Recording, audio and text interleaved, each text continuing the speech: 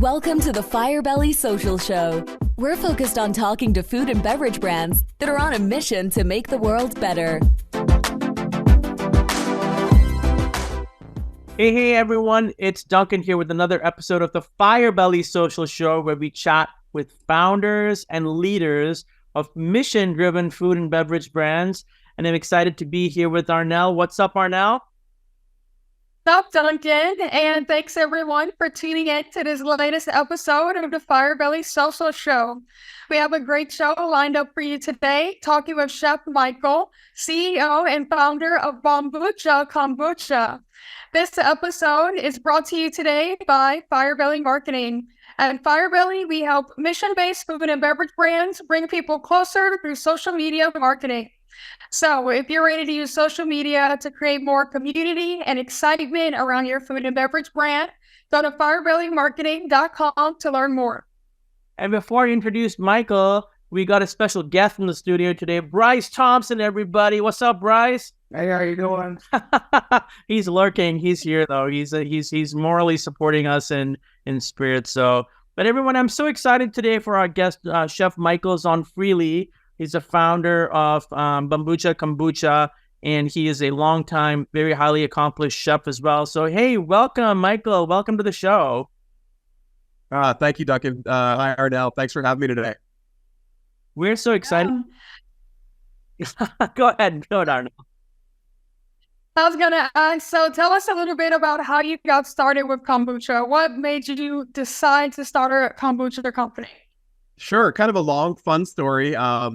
I just got out of college back in the 90s, and I went to this organic communal farm in Southern Oregon, and there was this giant vat of bubbling mystery liquid. This is before GTs or any commercial brand had hit the shelf there in Erewhon in Los Angeles, where it was kind of the birthplace of commercial kombucha. So I didn't know what it was. It was just this mystery hippie juice. And we used to ladle it into cups with our vegan meals, and that was my original introduction. And then, it slowly went out of mind. Moved on, became a chef.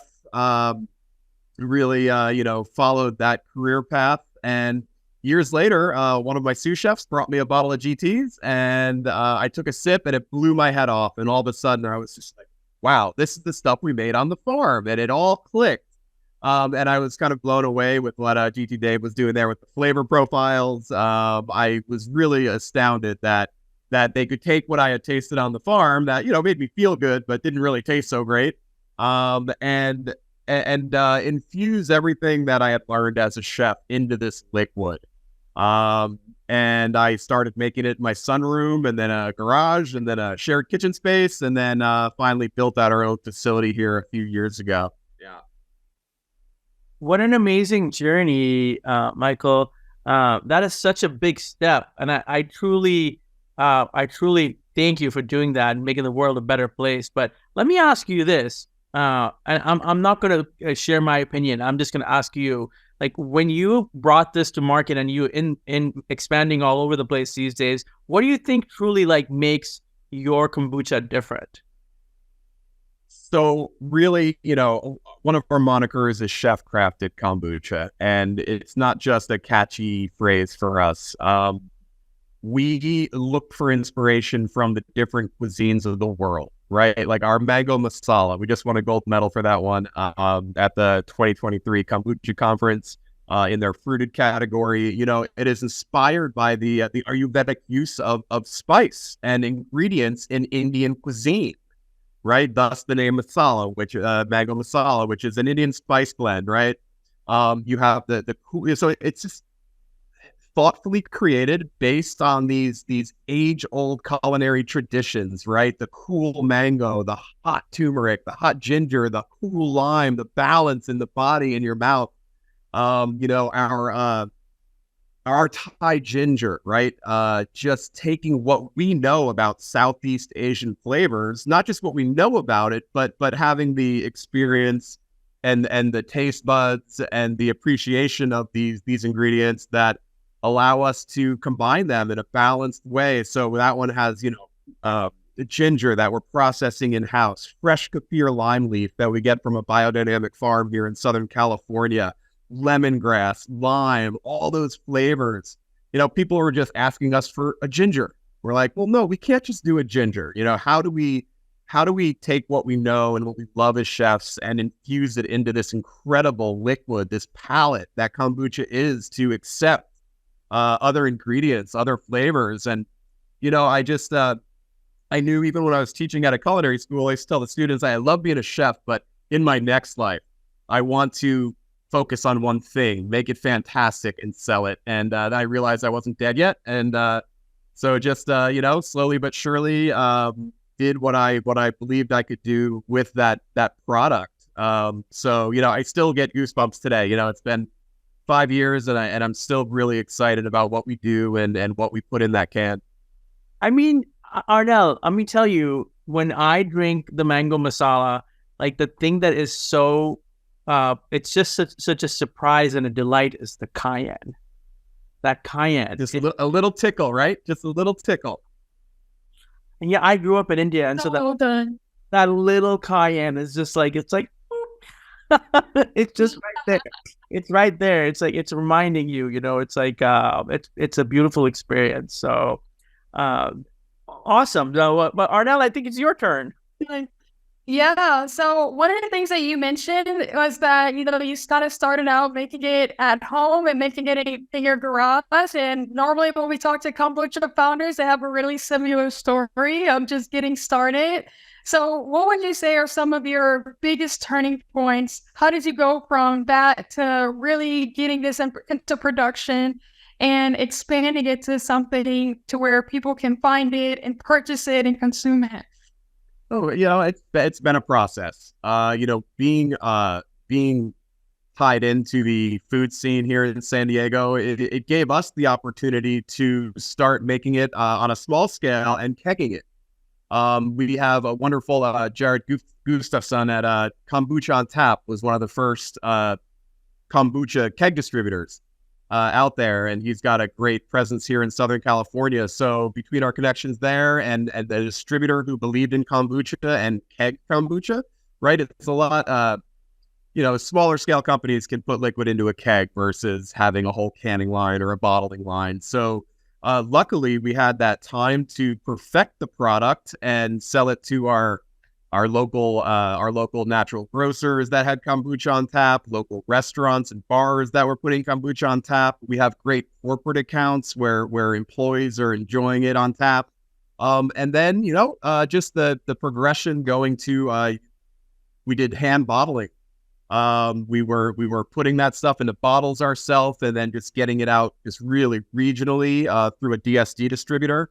And then UNFI and KE and Shamrock and these other distributors came on board. A few years ago, we did switch to cans. Fortunately, we had a great local canner to get us out of the gates. And then, when we made enough revenue from our mobile can product, we invested in our own canning line. So we are self-funded, and we have grown in a very controlled manner, which is nice. We have no debt. We have a reasonable overhead, and that's the way we've chosen to go about the business, for better or for worse. We've done it controlled, and I think it shows in the liquid that we've taken the time to really figure out the product. We didn't just go to some co-packer and say, "Give me a blueberry kombucha." It was that journey and that exploration, I think, that you can taste in the liquid. I mean, it's such a fascinating thing that you've touched on there. Arnel and I love this aspect to the journey of certain founders. It's not every founder, because we have a lot of people that come on here, hey, we're gonna blow up the world, we're taking over, and you don't always get the sense that there is any sort of like balance. It's like, hey, we're gonna get to the finish line no matter what the personal cost is. And the guy that stands out in this journey is Arshad Bal. He's a founder of Amrita Foods, and we'll connect you with him. But geez, what a guy! He's like, I'm gonna back out from certain stores. They're taking too much of my margin. The orders come in consistently. I'm going to take manufacturing in-house. I'm not going to work a fifth day.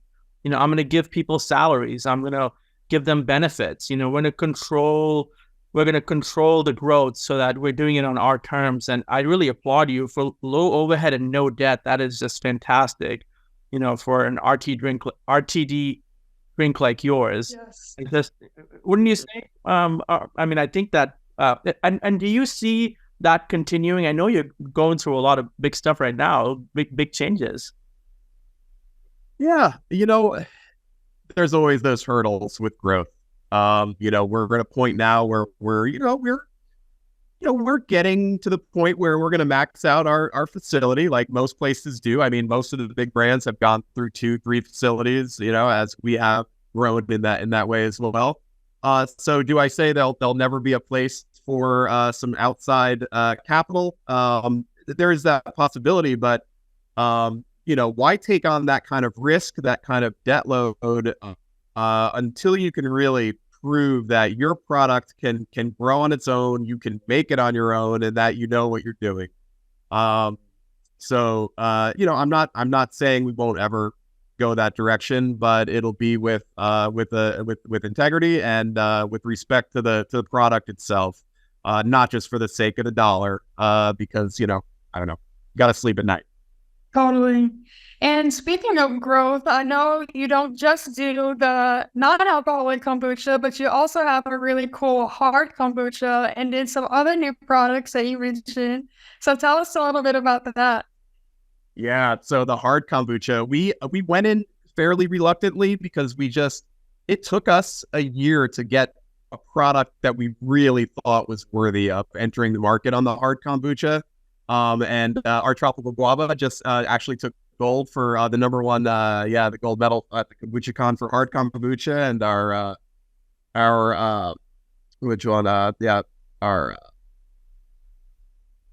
other ones were the non-alc. Yeah, but we took the gold medal on that, and so that was sort of a vindication that our efforts paid off in not rushing that product to market. We do have a great distributor, Carl Strauss Distribution, here in Southern California. So right now we're only in 3 counties, and the sales on our hard is actually getting fairly close to the revenue on the non-alcoholic that we've been working on for a while. So there's real potential there. If this is what we can do just in Southern California with that, more distribution down the line on the hard product, will, I think, continue our growth in that direction. And boy, everyone says this, but really the flavor of our hard kombucha is similar in its qualities as our non-alcoholic kombucha. We put the same philosophy in, a lot of the same brewing techniques. We're just taking that wonderful non-alcoholic kombucha, adding champagne yeast, an organic yeast nutrient that is basically the food for that fermentation to keep that yeast going, because there's no grain, right? To feed it. So there are some brewing techniques you need to utilize for hard kombucha, and we re-ferment. We go up to 6% ABV on our hard kombucha line, and couldn't be happier with it. Can't wait to get it into more mouths in the near future. That's super cool. Super cool. I mean, it's interesting because I think we were talking, when we were just hanging out before we started recording, that Arnell and I have some favorites, and your kombucha is in the top 3 or 4. It's because of the flavor. I think it says on the can, right? Big kombucha. And am I right? Yes. Yes. Bambucha is actually Hawaiian in the Pidgin language. They're the traditional language. It means big, like the waves are bambucha today. Right. And not only does it have a beautiful ring with kombucha, but it really speaks to the fact that we do have big flavor. And we are very flavorful. For us, being a chef-crafted kombucha, it has the functionality. It has the beneficial acids, the live probiotics, the antioxidants. But really, I mean, nothing tastes like kombucha, and nothing tastes like our kombucha. Like, I don't know what other beverage blows your head off like that and just makes you go wow, and has that kind of interest. Just like all those flavors together in that fermented tea. And something about the fermented tea, it just takes the ingredients and it just sucks all the goodness out of them. And so not only are you getting the functionality from the kombucha, but from the whole root turmeric, the whole root ginger that we're using, the cold pressed lime. I mean, everything has its place. So, everyone is very anti-sugar nowadays, right? Like everyone wants no sugar, zero sugar, but really, I mean, kombucha, the sugar, the organic cane that we're using is the food for that culture. It creates with tea all of the things people want in a kombucha. So a traditional kombucha is going to have a little bit of sugar in it, but they're not empty. You're getting so much functionality with that. And the little bit of residual sugar that is left over is organic cane, and it's gone through this magical metabolizing from the process of fermentation. So I would implore people to, if they want a kombucha, drink a real kombucha, have a few grams of sugar, knowing that it's there for a reason, and they're not empty calories. Yeah. Now, as a chef, you bring a certain work ethic, a certain approach with sourcing and flavor to the table. And I was reading about one of your favorite quotes, and I was wondering if you could say how that quote plays out in the work. I think it was "Make it nice or make it twice." Yeah. There's a lot that really nothing was wasted on my food and beverage and chef career. Nothing was wasted from product sourcing to safety and sanitation to understanding balance of flavor, the sweet versus the sour and how to play with those. And then just a dedication to knowing that you're really only as good as your last plate. So the make it nice or make it twice, we have formulas, we have recipes, but we are doing a live, raw, traditional kombucha, and every batch has its own personality, right? And we're fermenting all these different batches, and then it's our job at the end is to take this wild, live, inconsistent product and take what we know about how to blend those different kombucha bases and how to play with pH levels and acid based on the other ingredients we're putting in, right? If for our hibiscus rose, I'm using a hibiscus infusion, I'm using cold pressed lime juice, the pH, the acidity needs to be a little bit lower on the base kombucha that I'm using. So every formula is slightly different, and then we get it into these big tanks and we spin it with the pumps and we taste again. And if it's not perfect, we balance, we add, we do what we need to do to make that beautiful, wild, live, inconsistent product consistent and delicious every time. And I think the quality of a chef lends itself to that mission. That's really incredible. How do you see the kombucha industry changing? Well, there's definitely a consolidation in the market. We're seeing retailers a little bit reluctant to having so many different SKUs on the shelf. I hope that with the quality of our product, we stay outside of that consolidation and continue growing. Like I said, even though the market's consolidating, we are going into sprouts throughout California and do have the opportunity to go nationwide when we're ready. And so I think there is room there, but it's tough. Kombucha needs to stay in the cold chain. A lot of retailers, distributors don't want to handle that. So I do see the market sort of diverging between those that do stick with a live raw product and those that are going pasteurized, shelf stable, or not even really brewing their own kombucha. Like I said before, I don't call out brands, or I don't, everyone makes their own decisions in business and in life. So to each his own. But I do see the market sort of stratifying, that they're being, and I'm hoping that the clientele and kombucha lovers do become savvy to it and aren't in the dark when it comes to the choices they're making and the dollars they're spending on the kombucha. But I can tell you, if it's $1 a can and there's zero sugar, chances are it's not kombucha. No, it's not kombucha. There's no chance that it is. It's impossible. So yeah, that's sort of where I see the market going. But I've got such a love and such a passion for the product that I really don't see it going anywhere anytime soon. To me, in my opinion, it's just too darn good.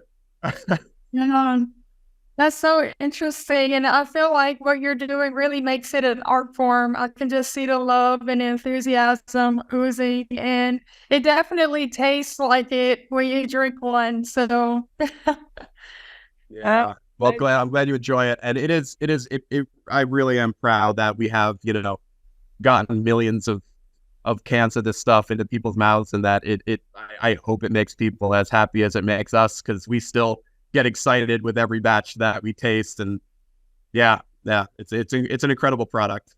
I mean, I think that it's what you touched on from a scaling standpoint is so interesting, right? Because it's like, hey, especially people like you, where you got into it for a very specific reason. You want to do something.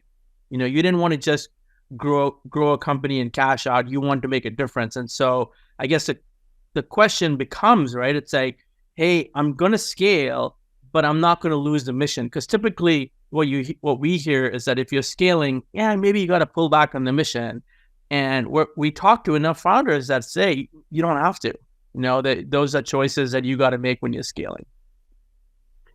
Yeah, you need to make smart choices and hopefully choices that keep the integrity of the original product intact.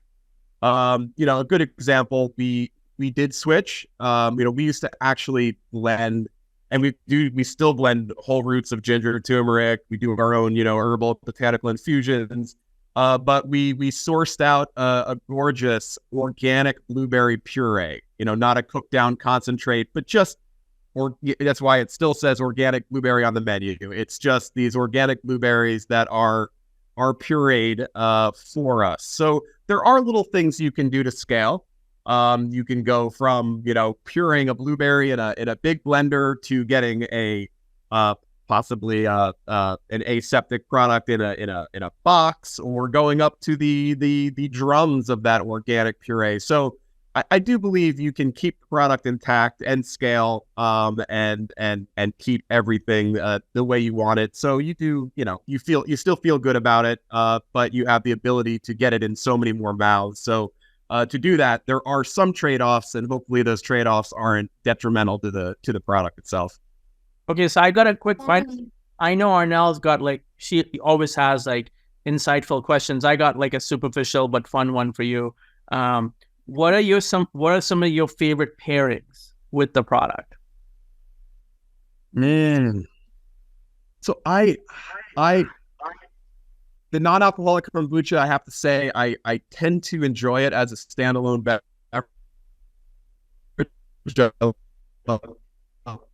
But after my coffee in the morning, it is wonderful. The acidity really cuts through some fattier foods. Yet it's still wonderful with a nice light ceviche, playing the acid against the acid. So I've done some cheese pairings with kombucha. Again, that palate cleansing ability of kombucha to work in between cheese courses. So. And I don't think it goes with everything. I personally would prefer a beer with my pizza. Okay, but there are some really nice pairings, like I had mentioned there. But yeah, seafood, spice, and then as a way to cut the richness in some foods, it works really well. Very cool. How do you take care of yourself as a founder? What do you do? I know founders are incredibly busy, so much stuff on your mind. What do you do for you? Well, fortunately I live in beautiful North County, San Diego here. So, and I live about 10 minutes from our facility, which is nice. I don't spend a lot of time in traffic. I drive along a beautiful lagoon to go for a surf early in the morning. So yeah, surfing. I play some drums. I cook food for my family. I like to enjoy my backyard when I can. But I'm a pretty simple man. I don't need to be a world traveler or drive a Bentley or anything. I like the simple things: a good meal, a good surf, and a satisfying day at work where we're productive and we're proud of what we're doing. Yeah, sounds good to me. That's pretty cool. I was gonna ask, how long have you been surfing? I started surfing back on the Jersey Shore. I guess I was about 15, so that would go back a ways. So I'm not going to date myself exactly here, but yeah, it's been a while. And then moving to Southern California, where you can actually do that sport comfortably year round. It's definitely changed the game for me. Back on the East Coast, you'd surf if you could, because there weren't many waves in the summer, and then a little bit in the fall, a little bit in the spring, but they didn't quite have the equipment for that icy cold water like they do now. So being able to do that year round has kept me much healthier and happier. If I can get out in the water in the morning, I come into work with a smile, and nothing really can faze me on that given day. That's super cool. What's your music of choice? Well, I just saw I love Talking Heads. I guess going back to my my 80s upbringing. I just got tickets for the re-release of Stop Making Sense. They're one of my favorites. I'm also a little bit of a sucker for a good jam band. I love the Grateful Dead, and I'll go see a Fish show once in a while. So I like the jam bands. As far as albums, I do love some Old Stones. But yeah, I made a New Year's resolution actually this year. I go see one live show here in San Diego once a month. Really enjoy a venue called the Belly Up here in Solana Beach. They keep my once a month ritual there going pretty strong. So I do enjoy some live music for sure. Little cycler discussé, Michael. I like it. Yeah. I mean, This Go ahead, Duncan. Oh no, I'm good. I was just wanting to make sure that people know how to find the product and how to, where can they buy it? Can they buy it on the website? Just give some people some buying information. Sure. Bambuchakombucha.com, the whole thing. On our website, we sell the non-alcoholic kombucha, all 5 flavors nationwide. We ship out 2-day FedEx, beautiful insulated box, ice pack, fragile sticker. It gets to you, cold-ish, but I tell people it's not milk. It's okay if it warms up a little bit on the way there. It'll be just fine. Throw it in the fridge, enjoy. Our hard kombucha is available on our website in California only. We're not licensed yet to sell that outside of the state via mail order. And then we do have our non-alcoholic products on Amazon as well. As far as retailers, I would definitely hit up the website, go to our store locator, and keep an eye on it, because like I said, it is expanding, and more regions and states are able to pick it up. But yeah, I would send them right to our website, bambuchakombucha.com. And I'll say this, that it's a very important thing that I want to remind people of, because once you get into this product, there's one danger, and the danger is that you don't have enough of it, and you're going to run out in a few days. So you got to make sure you get your reorder in, because man, I tell you what, one order in, I don't know how I think we ordered 2 sets, but we're already addicted. So okay, I'm addicted. Wonderful. Yeah, we've quadrupled our mail order sales this last year. It's we started it during COVID, when all the restaurants were shutting down and we lost a chunk of our on-premise sales. We pivoted to some mail order, and it's really taken off. Sometimes it's a bit much, because we do pick, pack, and ship our own products. We're not using a 3PL or anything, so we are bringing that right from our facility, putting it into the box, making sure it looks great, and shipping that right out. Well, we're so happy that you're doing what you do, and we're privileged to be able to shine our light on people like you who are making the world a better place. So, I know this has been a major part of your life, and thank you for doing it. On behalf of both Arnell and I, thank you. Leaders don't get thanked enough, and so thank you for doing it. Oh, thank you. I'm honored to have done it for these last several years, and still be here in business and talking about it and enjoying the ride. But yeah, we've got a lot coming up. Like I said, I'm really hoping to get that hard kombucha into the hands of some more extensive distribution, so people can really get their hands on that outside of Southern California. Like I said, the non-alcoholic really growing, and anyone can order that up. And hopefully, with Sprouts and with K and UNFI, we do continue to move eastward, more eastward than Denver, where we are right now. And then, I didn't know if I was going to mention it today, but we're doing a little bit of research on an RTD, a spirit-based RTD. Just trying to find the direction on that. We don't want to, again, just like the hard kombucha, we're not going to put anything out there until we know it's the product, it has a place in the market, and that people are going to love it. But think sparkling, spirit are great organic flavors, still real fruit, root, and botanical based, and light and bubbly, lower in sugar than a traditional cocktail. But yeah, we're excited about the RTD space, so that's something you might see popping out on our website here in this coming year. So excited for that as well. I think I might just start walking around saying that, just for myself. Fruit, root, and botanical based.